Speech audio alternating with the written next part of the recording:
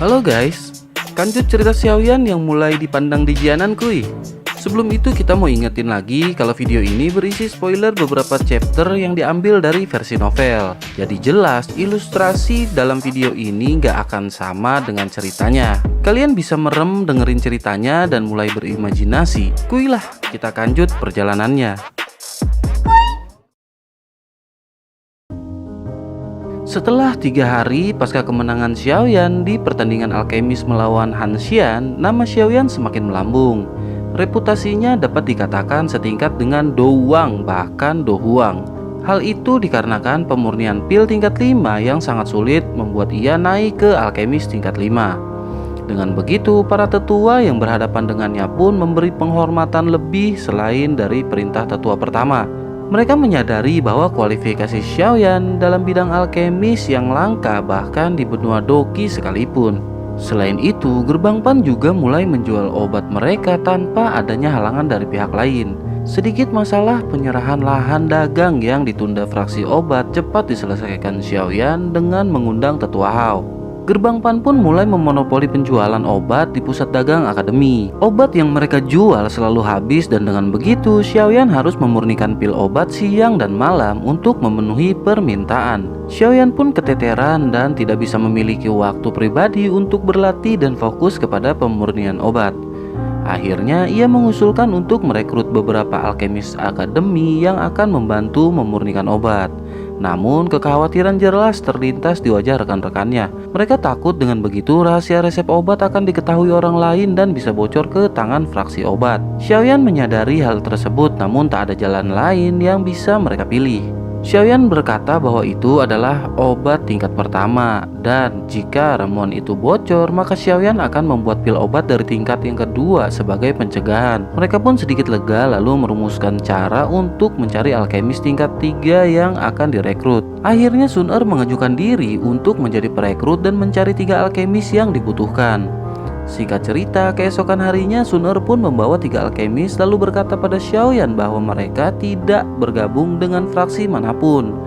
Dengan begitu mereka tidak terkait dengan fraksi obat, bahkan sebaliknya mereka selalu menerima penindasan dari fraksi obat. Xiaoyan yang selalu percaya perkataan Ayang kemudian menerima mereka setelah melalui beberapa tes. Setelah itu Xiaoyan mengajak mereka ke ruangan dan membagi 3 formula pembuatan obat untuk dimurnikan. Mereka terkejut karena dalam beberapa hari saja Xiaoyan telah memberi kepercayaan kepada mereka. Hanya dengan itu mereka berasa bersyukur mengingat Gerbang Pan dan Xiaoyan memiliki reputasi yang besar sekarang. Mereka sedikit lega karena mulai saat ini mereka tak akan menerima penindasan dari pihak manapun. Xiaoyan meminta mereka untuk tidak membocorkan ramuan pil obat yang ia berikan. Mereka pun segera mengangguk memberi hormat dan berjanji tak akan membocorkan ramuan pil yang diberikan Xiaoyan.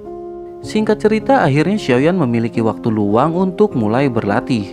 Begitu pula Sun Er, Hujia dan Wu Hao yang mulai bisa berlatih ke menara pelatihan. Xiaoyan memutuskan untuk mulai melatih teknik Do gerakan 3000 kilat mengingat ia baru saja selesai berlatih di menara. Jika ia lanjut berlatih ke menara pelatihan, maka hasil yang ia dapat tidak akan maksimal. Xiaoyan pun mulai mencari tempat yang sesuai dengan permintaan Yao Lao. Setelah memasuki hutan dan terbang dengan sayap ungu selama seharian, akhirnya Xiaoyan menemukan tempat yang cocok. Rumput hijau yang luas dengan lumpur di bawahnya, dan tak lama Yao Lao pun muncul. Xiaoyan menyadari banyak binatang ajaib yang bersembunyi di balik rumput dan menanyakannya kepada Yao Lao. Yao Lao lanjut meminta Xiaoyan untuk turun dan mempraktikkan teknik explosive step atau langkah ledakan. Ia pun segera turun dan menyentuh tanah yang menghisapnya dengan cepat. Lumpur segera menarik Xiaoyan dengan cepat, begitu pula Xiaoyan yang mempraktikkan tekniknya. Ia terkejut karena tak ada efek yang dikeluarkan, lalu mengeluarkan sayap ungu dan terbang. Yao Lao pun hanya tertawa dan menjelaskan bahwa teknik explosive step tak akan berhasil di medan lumpur seperti itu. Hal itu dikarenakan teknik tersebut bekerja mengandalkan kepadatan tanah untuk mengantarkan tekanan dan meningkatkan kecepatan. Ia lanjut menambahkan jika Xiaoyan berhasil menguasai gerakan 3000 kilat, maka ia akan mampu meningkatkan kecepatan dalam medan apapun. Selain itu, jika telah menguasai sampai tahap puncak, akan ada efek terbang jangka pendek dan suspensi udara. Yao lanjut bercerita bahwa dulu kepala pavilion petir angin pernah menggunakan teknik tersebut untuk kabur dari 3 dozong sekaligus. Bahkan dengan serangan balik dari teknik ini mampu melukai salah satu dozong dengan sangat serius. Jadi dengan berhasil menguasai teknik yang banyak diinginkan tersebut, Xiaoyan akan memiliki banyak keuntungan. Setelah itu Xiaoyan pun mengeluarkan gulungan dan menanyakan bagaimanakah cara untuk mempelajari teknik tersebut. Tunggu sebentar, Ucap Yao sambil menatap ke arah langit yang mulai menghitam. Ia berkata untuk menunggu angin naik dan petir keluar kemudian serap kekuatan dari gulungan tersebut. Dengan begitu maka Xiaoyan baru bisa mempelajari gerakan 3000 kilat. Setelah beberapa lama menunggu, Xiaoyan pun duduk bersila dengan gulungan di hadapannya. Kilat menyambar-nyambar di sekelilingnya dan sekali lagi Xiaoyan menanyakan kapan ia dapat mulai.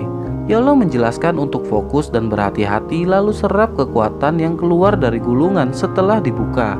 Xiaoyan pun segera menarik nafas dan melakukan apa yang dikatakan Yao. Ketika petir menyambar, Xiaoyan segera membuka gulungan yang memancarkan cahaya kilat yang seketika berubah bentuk seperti suatu sosok. Saat yang bersamaan, api hijau pun muncul dan menghampiri sosok ilustrasi dari kilat, kemudian terjadi pergulatan. Setelah agak lama akhirnya cahaya kilat pun mulai meredup di bungkus api Green Lotus Core Flame. Xiaoyan pun mulai menarik dan menyerap kilat yang mengecil ke dalam tubuhnya. Kilatan listrik sesekali muncul dalam tubuhnya yang sudah mulai rileks dari ketegangan selama penyerapan. Langit gelap diselimuti awan perlahan mulai menghilang bersamaan dengan proses penyerapannya. Akhirnya penyerapan berhasil dan Xiaoyan merasakan energi petir aneh di tubuhnya. Kemudian Xiaoyan segera mengambil gulungan yang menjadi hitam, bahkan tulisan gerakan 3000 kilat pun menghilang.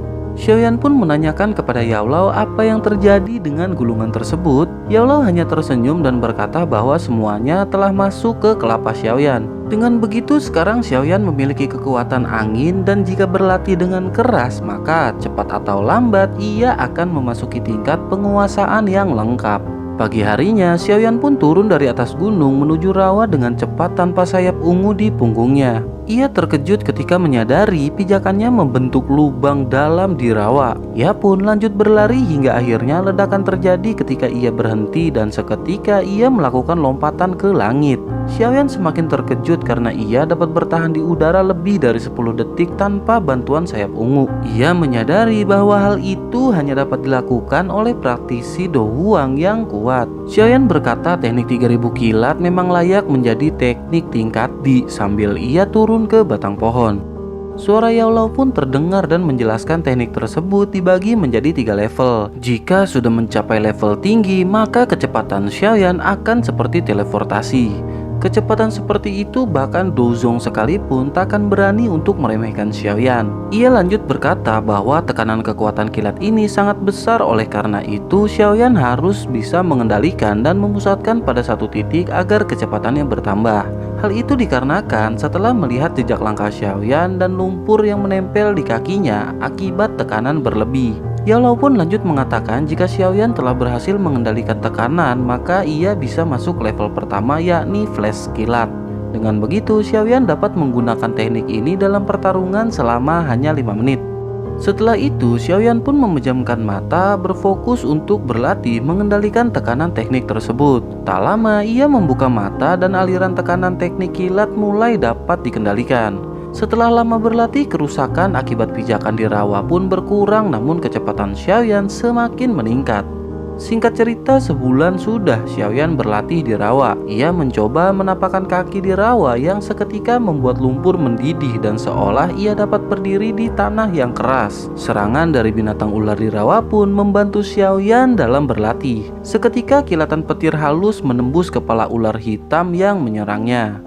Singkat cerita, 2 bulan berlalu dan Xiaoyan pun berhasil menguasai level pertama teknik kilat yang telah dipelajarinya. Selain itu, tanpa sadar ia merasa tingkatnya sudah naik di puncak bintang 8 Dadoushi. Tak lama, Xiaoyan pun mengeluarkan pedang besarnya yang seketika kejutan datang. Gelombang angin menyapu Xiaoyan dan membuat ia kaku seketika. Suasana aneh ini membuat Yao keluar kemudian membuat kubah pelindung di sekitar Xiaoyan.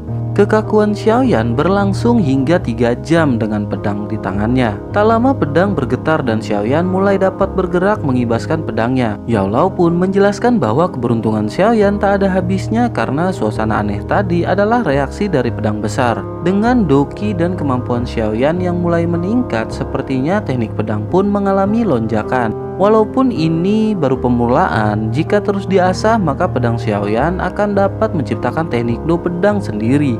Tak lama Xiaoyan pun mengeluarkan pil pemulihan dan akan beristri jahat sebelum suara raungan terdengar. Dari suaranya, Xiaoyan merasakan bahwa binatang ajaib ini setidaknya setingkat dengan Do Wang. Selain itu, ada energi kuat lain dan sepertinya akan terjadi pertempuran di sana. Xiaoyan pun memutuskan untuk mengikuti arah suara tersebut dan melihat apa yang sedang terjadi. Tak lama ia pun sampai, kemudian ia melihat ada 6 orang berkumpul dari kejauhan. Ia mengenali satu sosok yang ternyata adalah Han Yue dengan beberapa orang. Kemudian salah seorang menanyakan kepada Han Yue apakah benar benda tersebut ada di dalam si monster.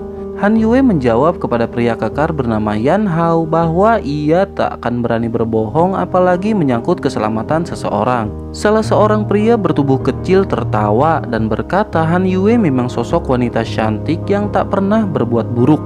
Yan Hao membalas perkataan si pria bernama Lin Xiuya dengan senyum di wajahnya. Seketika Xiaoyan terkejut mendengar semua nama yang disebutkan tadi merupakan ahli di top 10 strong ranking. Mereka pun lanjut membahas cara mengalahkan si monster dan akhirnya doki melonjak dari tubuh masing-masing setelah Han Yue mundur. Xiaoyan dapat merasakan bahwa mereka berdua bertingkat di puncak bintang 9 Dowling. Saat yang bersamaan tiba-tiba suara terdengar dari satu sudut hutan. Snow Demon Sky Ape atau kera langit iblis salju mengatakan bahwa ia takkan menyerahkan core quenching body milk atau inti susu pendinginan tubuh. Xiaoyan semakin terkejut ketika melihat binatang ajaib setingkat bintang 3 doang dapat mengeluarkan suara untuk berbicara. Sementara binatang kuno seperti piton penelan surga di tingkat doang saja tidak bisa berbicara. Tiba-tiba suara Yao Lao terdengar dan mengatakan hal itu dikarenakan binatang kera ajaib tersebut merupakan binatang langka. Terlebih ia memiliki core quenching body milk di tubuhnya. Hal itu yang memungkinkan ia memiliki kecerdasan begitu besar. Singkat cerita, pertarungan pun berjalan dengan sangat intens hingga tak lama si kera benar-benar mengeluarkan kekuatannya. Yao Lao berkata bahwa Snow Demon Sky Ape memiliki garis darah liar yang ketika dibangkitkan bahkan bintang 5 Dowling sekalipun akan kebingungan menghadapinya. Tampaknya situasi sekarang menggambarkan perkataan Yao Lao dengan melihat amukan si kera. Mereka pun terhempas lalu si kera segera menyerang Lin Xiuya. Dengan cepat telapak tangan si kera sudah berada di depan Lin Xiuya dan menghempaskannya. Segera seteguk darah keluar dari mulutnya dan membuat yang lain keheranan. Bahkan Lin Xiuya yang merupakan orang terkuat di antara mereka pun tidak dapat menghindari serangan si kera. Setelah itu si kera memalingkan pandangan kepada Han Yue yang berdiri sangat jauh di atas pohon. Menyadari hal itu, Yan Hao pun berteriak memerintahkan Han Yue untuk segera berlari. Si kera pun langsung menghampiri Han Yue dan dengan sekejap berada tepat di hadapannya. Aura membunuh yang sangat ganas semakin naik dan si kera mulai menyerang. Han Yue seketika pucat karena menyadari Lin Xiuya saja yang kecepatannya jauh di atas Han Yue tidak dapat menghindar. Ia pun memejamkan mata pasrah dengan serangan yang semakin mendekat ke arahnya. Saat semakin dekat, tiba-tiba bayangan hitam berkelebat dan seketika tubuh Han Yue pun menghilang. Yan Hao dan yang lain terkejut dan memalingkan pandangan ke tempat bayangan hitam itu berhenti. Han Yue terbaring dengan mata tertutup dan sosok hitam segera menanyakan keadaannya. Han Yue pun membuka mata indahnya kemudian terkejut melihat Xiaoyan yang berada di sana. Ketegangan perlahan menghilang, menyadari dirinya telah selamat dari serangan yang mematikan. Ia terkejut menyadari Xiaoyan yang bertemu dengannya 3 bulan lalu sudah menjadi sangat kuat. Terlebih kecepatannya dapat menghindari serangan yang bahkan Lin Xiuya pun tidak bisa melakukannya. Di sisi lain, Yan Hao memerintahkan beberapa anggotanya untuk mencari keberadaan Lin Xiuya sementara ia segera ke tempat Han Yue berada. Ia menanyakan keadaan Han Yue kemudian melirik aneh ke arah Xiaoyan. Yan Hao menanyakan apakah Xiaoyan murid akademi dan mengapa mereka tidak pernah bertemu sebelumnya. Han Yue pun memperkenalkan bahwa ini adalah Xiaoyan murid baru yang masuk kurang dari 6 bulan lalu. Salah seorang di sana terkejut merasa pernah mendengar nama Xiaoyan yang membantai senior dalam perburuan energi api. Yan Hao tersenyum dan berkata bahwa Xiaoyan memang memiliki kemampuan bahkan mengalahkan Black White Evil Stopper yang di masa lalu mampu mengalahkan Yan Hao. Xiaoyan pun terkejut dengan perkataan Yan Hao karena sepenglihatan Xiaoyan, Yan Hao merupakan top 10 dari strong ranking. Yan Hao hanya tersenyum dan mengatakan bahwa pada saat itu ia dan Lin Xiuya terlalu sombong meremehkan kemampuan lawan hingga akhirnya mereka pun kalah. Xiaoyan pun berkata bahwa ia hanya beruntung dengan bantuan semua siswa dapat mengalahkan Black White Evil Stopper sambil memberi hormat kepada mereka. Tak lama beberapa sosok manusia datang dan itu adalah Lin Xiuya yang terluka bersama rekannya. Ia juga terkejut melihat kecepatan Xiaoyan yang berhasil menghindar dari si kera. Yan Hao pun menjelaskan mengenai Xiaoyan secara ringkas kepada Lin Xiuya yang membuatnya tersenyum. Lin Xiuya pun menanyakan apa yang sedang dilakukan Xiaoyan di pegunungan yang berbahaya ini. Xiaoyan memberi hormat dan menjelaskan bahwa ia sedang berlatih, kemudian mendengar keributan lalu datang untuk menghampiri. Tak lama ia melihat senior Han Yue yang sedang dalam masalah, kemudian dengan terpaksa ia pun bertindak. Xiaoyan lanjut meminta maaf jika kehadirannya mengganggu mereka dan Lin Xiuya hanya tertawa. Ia berkata tak ada yang perlu dimaafkan, malah sebaliknya mereka berterima kasih karena Xiaoyan telah menyelamatkan Han Yue. Lin Xiuya lanjut menjelaskan bahwa mereka berniat mengalahkan Snow Demon Sky Ape karena terdapat benda berharga di sana. Ia lanjut mengatakan jika berhasil mengalahkan binatang tersebut maka mereka akan mendapat pembagian termasuk juga dengan Xiaoyan. Yan Hao dan yang lain seketika terkejut karena itu adalah kode agar Xiaoyan mau bergabung dengan mereka untuk mengalahkan Snow Demon Sky Ape. Namun tanpa daya Xiaoyan pun menggelengkan kepala dan menjelaskan bahwa ia tidak memiliki kualifikasi untuk bergabung. Hal itu dikarenakan si kera telah mengaktifkan darah liar dalam tubuhnya yang mengakibatkan kekuatannya meningkat pesat. Dalam hal ini bahkan bintang 5 doang sekalipun akan sangat kebingungan untuk menghadapinya. Mereka semua terkejut karena baru mendengar mengenai darah liar yang dibangkitkan dari si kera. Namun dari penjelasan Xiaoyan, setidaknya itulah yang mereka alami tadi. Tentu saja pengalaman Yao Lao di balik Xiaoyan sangat mendalam mengenai benua Qi dan tak bisa dibandingkan dengan mereka semua. Menyadari hal itu, Yan Hao pun sedikit kecewa dan menanyakan apakah mereka harus mundur setelah perjuangan yang begitu keras. Lin Xiuya tanpa berdaya pun memerintahkan mereka untuk kali ini percaya dengan perkataan junior Xiaoyan. Selain itu, ia terluka parah dan setidaknya butuh 6 bulan untuk benar-benar sembuh dari luka serangan si kera. Lin Xiuya pun pamit dan bertanya apakah Xiaoyan akan kembali ke akademi bersama mereka. Xiaoyan menggelengkan kepala dan menjawab bahwa ia belum berhasil menguasai teknik yang ia pelajari, jadi belum waktunya untuk kembali ke akademi.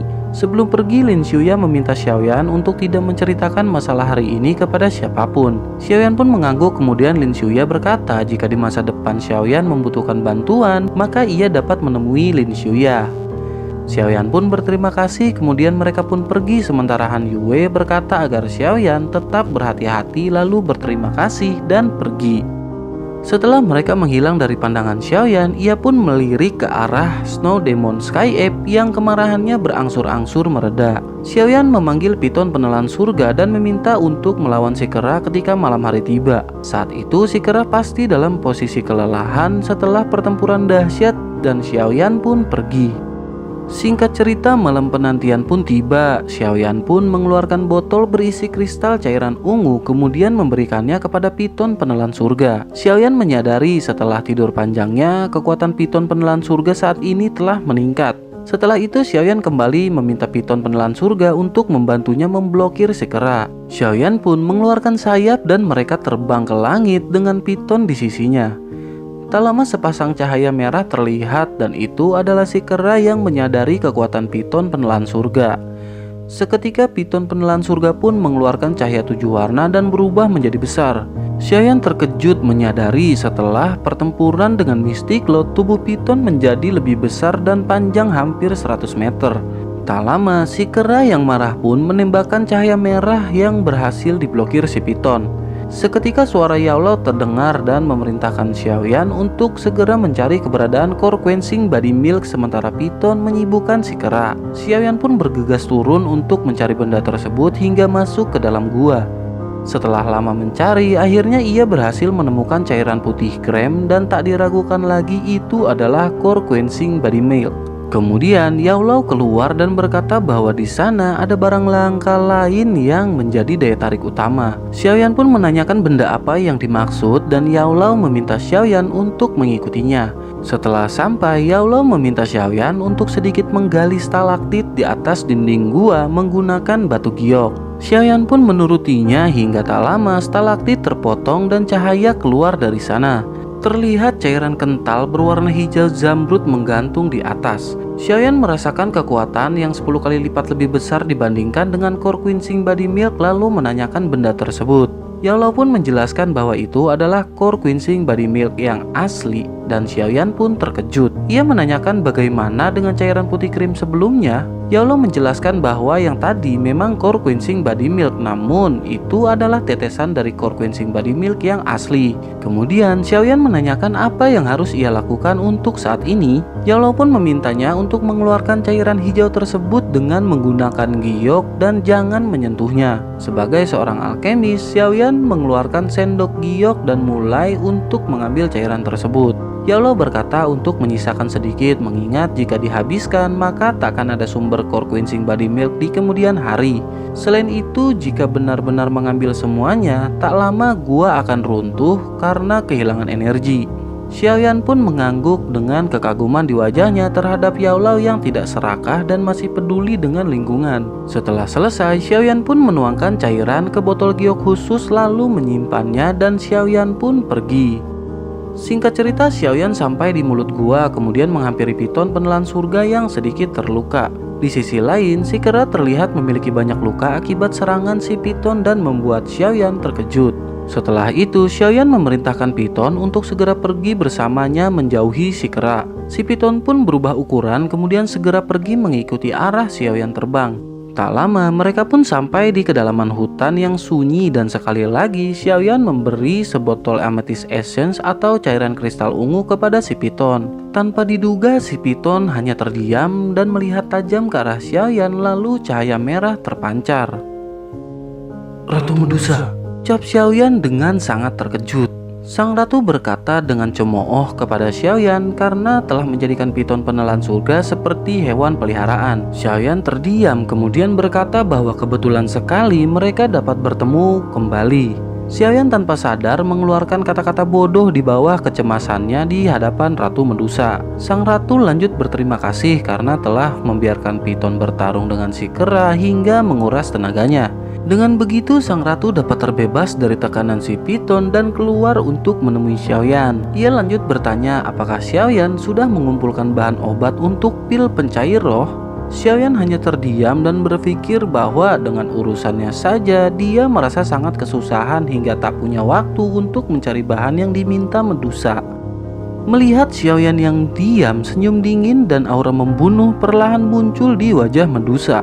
Ia pun berkata bahwa sepertinya Xiaoyan tidak berusaha mencari bahan yang ia minta lalu mengangkat tangannya. Seketika Xiaoyan tidak bisa bergerak dan berpikir apakah ini kekuatan seorang dozong yang kuat.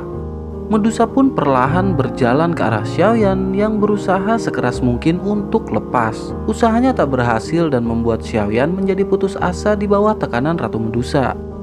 Seketika riak spiritual yang akrab keluar dari cincin hitam Xiaoyan dan menghancurkan ruang kurungan yang dibuat Medusa hingga Xiaoyan dapat terbebas.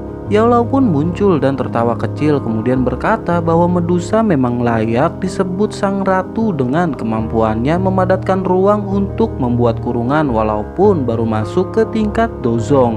Langkah Medusa pun terhenti sambil berkata selama ini ia merasakan adanya orang kuat yang tersembunyi di balik Xiaoyan. Rupanya itu adalah tubuh spiritual.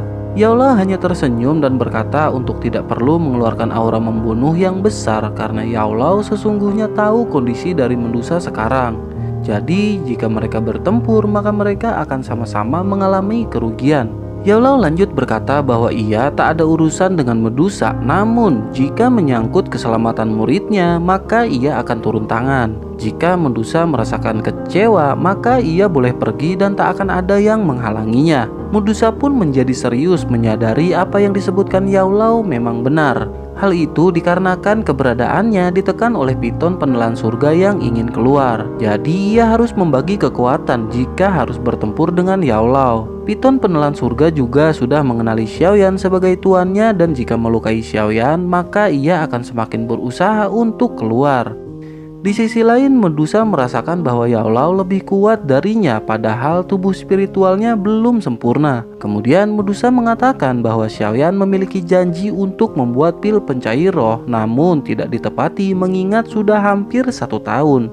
Xiaoyan membalas bahwa dirinya enggan karena merasa Medusa pernah mengancam Xiaoyan jika berhasil memberikan pil pencair roh maka Xiaoyan akan dibunuh.